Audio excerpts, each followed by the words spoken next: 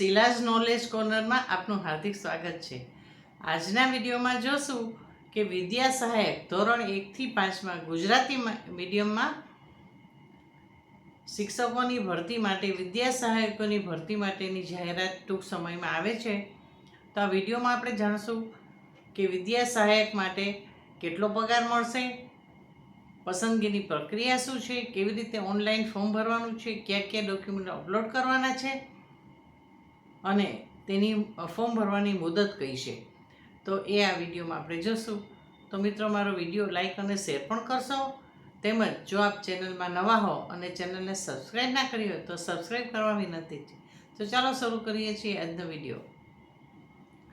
તો મિત્રો, ગુજરાત સરકાર દ્વારા શિક્ષણ વિભાગ છે 11,000 જેટલી વિદ્યા સહાયક એટલે કે શિક્ષકોની ભરતી કરવા માટે જઈ રહી છે અને આ ભરતી છે ટૂંક સમયમાં જાહેરાત પ્રસિદ્ધ થશે અને ઓનલાઈન ફોર્મ ભરવાનું શરૂ થશે।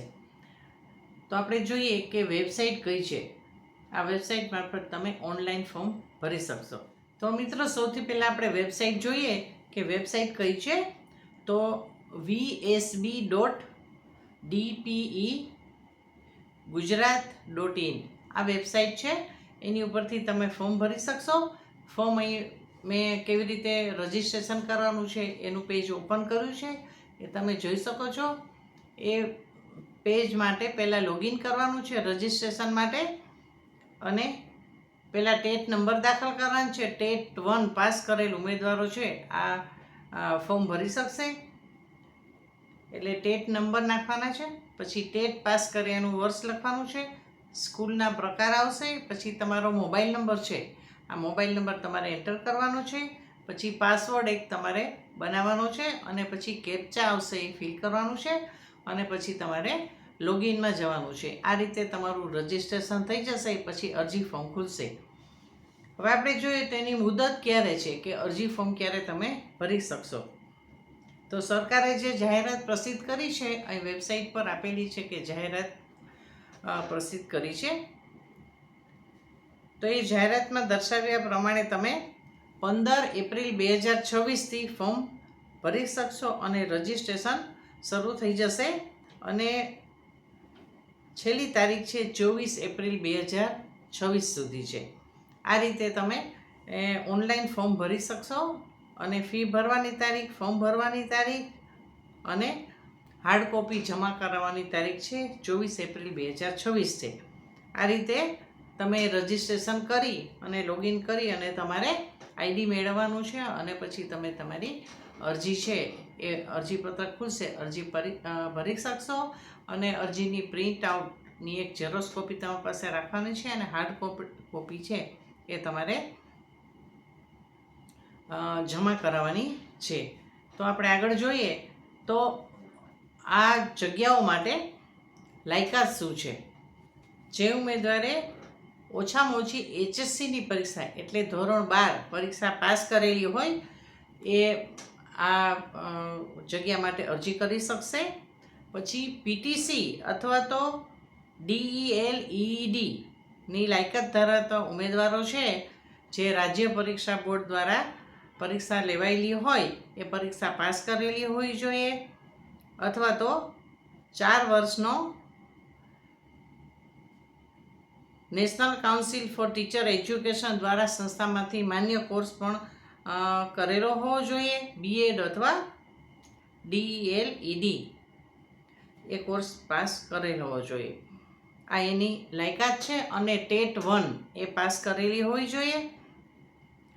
નિમ્ન પ્રાથમિક શિક્ષણ ટીચર એલિજિબિલિટી ટેસ્ટ ટેટ 1 એ નિમ્ન પ્રાથમિક શિક્ષક યોગ્યતા પરીક્ષા એ પાસ કરેલી હોવી જોઈએ અને માન્ય સંસ્થામાંથી પાસ કરેલી હોવી જોઈએ। તમે જ્યારે આ પરીક્ષા પાસ કરી હોય ત્યારે સંસ્થાની માન્યતા ચાલુ હોવી જોઈએ આ વર્ષો દરમિયાન, એ એની લાયકાત છે।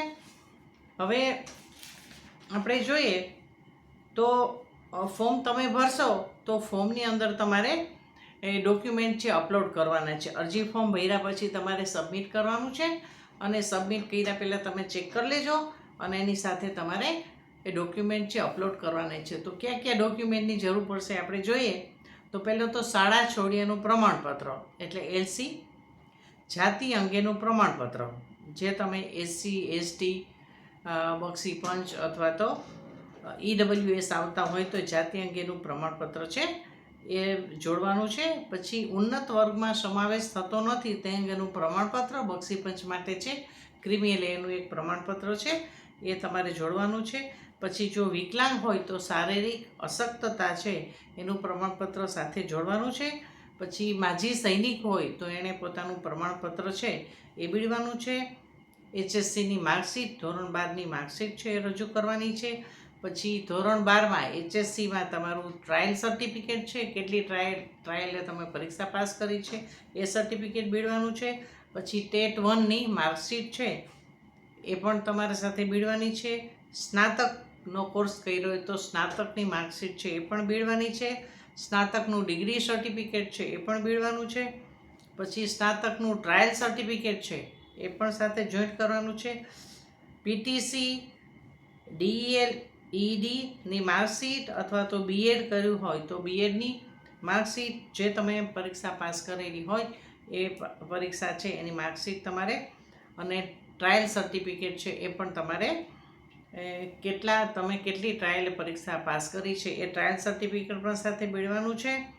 અને એનસીટીઈ અથવા તો આરસીઆઈ છે માન્યતાનું પ્રમાણપત્ર છે એ તમે જે પીટીસીનો કોર્સ કર્યો હોય, બીએડનો કોર્સ કર્યો હોય તો એનું જે માન્યતા પ્રમાણપત્ર છે એ પણ સાથે રજૂ કરવાનું છે. પછી હવે એ કોઈ અત્યારે નિમણૂક મેળવેલ છે ને ફરીથી અરજી કરવાની છે એમને, અત્યારે વિદ્યા સહાયકમાં કામ કરે છે, ફરીથી પણ એને આ જગ્યા માટે અરજી કરવાની હોય તો જિલ્લા અથવા નગર શિક્ષણ સમિતિ છે એમાં જે વિદ્યા સહાયકની નિમણૂક કરેલી હોય તમારો હુકમ હોય એ હુકમ સાથે બીડવાનો છે. પછી નિમણૂક અધિકારીના એનઓસીની નકલ મોકલવાની છે. હવે જો વિધવા હોય તો વિધવા અંગેનું સક્ષમ અધિકારીનું પ્રમાણપત્ર બીડવાનું છે. અને વિધવા મહિલા ઉમેદવારે પુનઃલગ્ન કરેલ નથી તેવું સેલ્ફ ડિક્લેરેશન એટલે સોગંદનામું છે રજૂ કરવાનું છે. અન્ય કોઈ વિગત હોય તો એ પણ સાથે ડોક્યુમેન્ટમાં તમારે જમા કરવાની છે. હવે આ તમે ડોક્યુમેન્ટ બધા અપલોડ કરો પછી તમારે હાર્ડ કોપી છે તમારે સહાયતા કેન્દ્રમાં જમા કરવાની છે. હવે વેબસાઇટ ઉપર સહાયતા કેન્દ્ર છે એના નામ આવી જશે એટલે વેબસાઇટ તમે જોતા રહેજો અને એ પ્રમાણે તમે ત્યાં તમારે હાર્ડ કોપી સાથે લઈને જવાનું છે. અને જે બધા ડોક્યુમેન્ટ અપલોડ કર્યા હોય એને પાના નંબર આપવાના છે અને પાના નંબર આપી અને તમારે એ રીતે ક્રમમાં જોઈન્ટ કરવાના છે.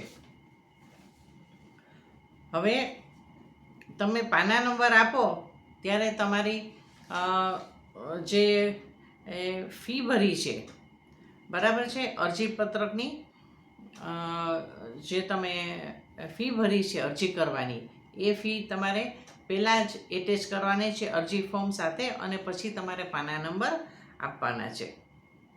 હવે જિલ્લા સ્વીકાર કેન્દ્ર છે એની ઉપર તમારે છે એ તમારે આ બધા ડોક્યુમેન્ટ જમા કરવાના છે બરાબર છે.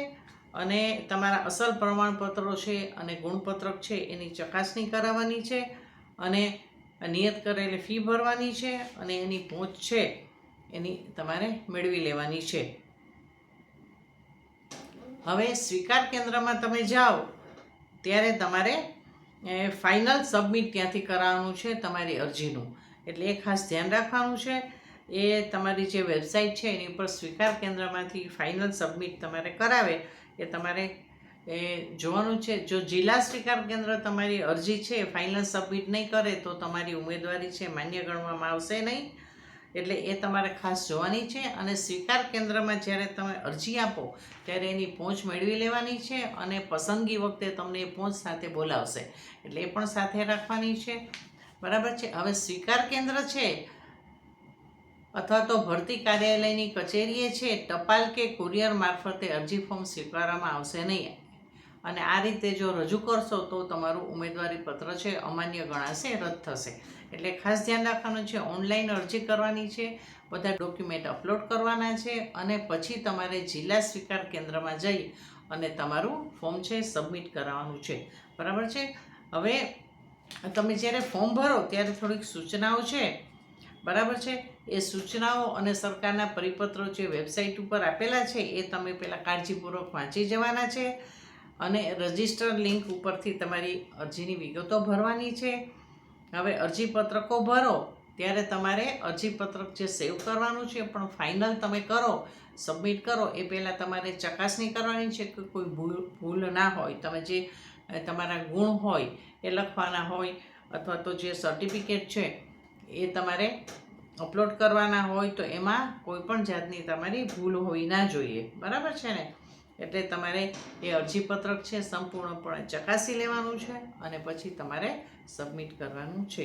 એટલે આ રીતે તમે અરજીપત્રક છે એ તમારે સબમિટ કરવાનું છે અને અરજીપત્રકની પ્રિન્ટ કોપી છે એ તમારી પાસે એક રાખવાની છે. બરાબર છે. એક તમારે જિલ્લા સ્વીકાર કેન્દ્રમાં આપવાની છે અને એક તમારી પાસે રાખવાની છે. હવે પ્રિન્ટ કરેલા ફોર્મમાં કોઈ પણ જાતની છેકછાક હશે કે સુધારા વધારા કર્યા હશે તો એ માન્ય ગણાશે નહીં. એટલે ફાઇનલ સબમિટ થયા બાદ જો તમારે કોઈ સુધારો કરવાની જરૂર થાય, બરાબર, તો તમને એના માટે એક તક આપવામાં આવશે અને ક્ષતિ સુધારણામાં તમે ઓનલાઈન જઈ અને ક્ષતિ સુધારણા ફોર્મ ભરી દેશો તો તમારે ઓનલાઈન છે એ તમારે સુધારો થઈ જશે. પણ તમારી પાસે જે કોપી છે એમાં તમે કોઈ પણ જાતનો છેકછાક કે સુધારા વધારા કરતા નહીં. જિલ્લા સ્વીકાર કેન્દ્રમાં આપો ત્યારે કોઈ પણ જાતના સુધારા વધારા કરવાના નથી તમારે. પણ તમને એક તક ઓનલાઈન આપશે એટલે ઓનલાઈન જ તમે સુધારો કરી શકશો. બરાબર છે. પરંતુ એ સુધારો જ કરી શકશે, તમે એમાં વધારાના સર્ટિફિકેટ છે એ તમે એડ કરી શકશો નહીં. એટલે આ ખાસ ધ્યાન રાખવાનું છે. નવીન માહિતી કે નવી લાયકાત તમારી બાકી રહી ગઈ હોય તો તમે ક્ષતિ સુધારણામાં એ માહિતી સુધારી શકશો નહીં, પરંતુ કોઈ ક્ષતિ રહી ગઈ હોય તો તમે એને ચોક્કસ સુધારી શકશો. આ માટે તમને તક આપવામાં આવશે. આ રીતે તમે છે એ સ્વીકાર કેન્દ્રમાંથી પહોંચ મેળવીને તમારી પાસે રાખજો અને પસંદગી વખતે તમારે એ સાથે લઈ જવાનું રહેશે. હવે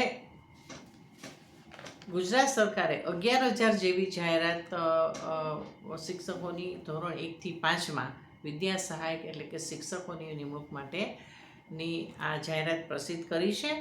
અહીં મેં જાહેરાત વિડીયોમાં આપેલી જ છે, એ જાહેરાત તમે જોઈ શકો છો. અને હવે આપણે જોઈએ તો આ વિદ્યા સહાયકોને સરકાર કેટલો પગાર આપશે તો આપણે જોઈએ તો પ્રથમ 5 વર્ષ માટે 26,000 રૂપિયા ફિક્સ પગાર આપવામાં આવશે અને પછી 7મા પગાર પંચ પ્રમાણે તમારો છે એ પગાર થશે. એટલે પે લેવલ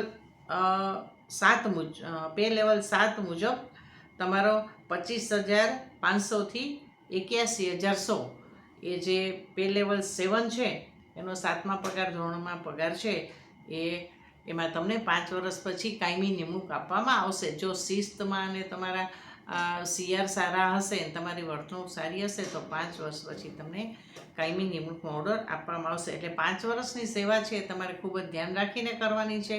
કોઈ જાતની અનિયમિતતા ના હોય, શિસ્ત વિશે કોઈ પગલાં ના હોય તમારી સામે અને તમારા જે રેકોર્ડ છે, સર્વિસ રેકોર્ડ છે એ સારો હોય તો તમે એ પ્રમાણે કાયમી નિમણૂકને પાત્ર થશો. એટલે આ રીતે તમારો પગાર ધોરણ છે. અને તમને બધાને ખબર હશે કે 8મા પગાર પંચની કાર્યવાહી ચાલુ થઈ ગઈ છે અને એમાં પણ એકાદ વર્ષની અંદર 8મું પગાર પંચ પણ લાગુ થઈ જશે. ત્યારે શિક્ષકોનો પગાર છે ઘણો બધો વધી જશે. એટલે આ તમારા માટે એક સુવર્ણ તક છે. આમાં જો તમે ટેટ 1ની લાયકાત ધરાવતા હો, PTC કર્યું હોય, B.Ed કર્યું હોય અને આ શિક્ષકની યોગ્યતા ધરાવતા હો તો તમે ચોક્કસ આના માટે અરજી કરી દેજો. આ તમારા માટે ગોલ્ડન ચાન્સ છે. આ ચાન્સ ભૂલવા જેવો નથી. બરાબર ને. હવે આ શિક્ષકોની ભરતી છે એ સંપૂર્ણપણે પસંદગી છે એ મેરિટ લિસ્ટ ઉપર કરવામાં આવશે. એટલે એમાં જે મેરિટ લિસ્ટ કેવી રીતે બને છે એ આપણે વિડીયોમાં ચર્ચા નહીં કરીએ, પરંતુ મેરિટ પ્રમાણે જેટલી જ અરજીઓ આવી હશે એને મેરિટ પ્રમાણે છે વેરિફિકેશન થશે અને જિલ્લા ફાળવણીને આધારે નિમણૂક આપવામાં આવશે. એટલે આ રીતે 11,000થી વધારે વિદ્યા સહાયકોની ભરતી ગુજરાત સરકાર કરવાની છે. તો જો આપ આની લાયકાત ધરાવતો તો વહેલી તકે અરજી કરી દેજો. તો મિત્રો, મારો વિડીયો આપને કેવો લાગ્યો છે એ કોમેન્ટ સેક્શનમાં જણાવજો. તેમજ મુદત છે ખાસ યાદ રાખજો, મુદત વીતી જાય એ પહેલાં ઓનલાઈન અરજીપત્રક ભરી દેજો અને મારો વિડીયો લાઈક અને શેર પણ કરશો. તેમજ ચેનલને સબસ્ક્રાઈબ કરવાનું ભૂલશા નહીં. ફરીથી મિત્રો મળીશું નવા વિડીયો દ્વારા. ત્યાં સુધી હું રજા લઉં છું. નમસ્કાર.